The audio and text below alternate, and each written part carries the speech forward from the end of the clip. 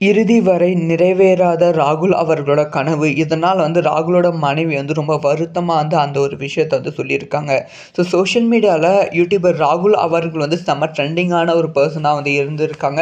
So மத்த social media page கூட acting கம்மியா இருந்தாலுமே, ராகுல் அவர்களோட ஆக்டிங், ராகுல் அவர்களோட காமெடி பெர்ஃபார்மன்ஸ் ரொம்ப ரொம்ப சூப்பராக இருக்கும். ஸோ ராகுலோட மனைவி என்ன சொல்லியிருக்காங்கன்னா, அவர் குடிப்பாரு. ஆனா குடிக்கு அடிமை கிடையாது. குடிச்சுட்டு ஆட்டம் போட்டு அப்படி இப்படி சுத்துவாரு. அந்த மாரி கிடையாது.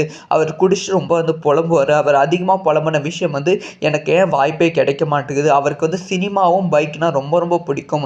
ஆனால் சினிமாவில் கொஞ்சம் கூட அவருக்கு வாய்ப்பே கிடைக்கல அப்படின்னு சொல்லி ரொம்ப புலம்புவார். கதறி கதறி அழுவார் அப்படிங்கிற ஒரு விஷயத்தை அவங்களோட ஒய்ஃப் சொல்லியிருக்காங்க. கடைசி வரைக்கும் அவரோட ஒரு ஆசை நிறைவேறாமே போய்விட்டது அப்படின்னு சொல்லி ஒரு ஏக்கத்தோட அவங்களோட ஒய்ஃப் சொல்லியிருக்காங்க.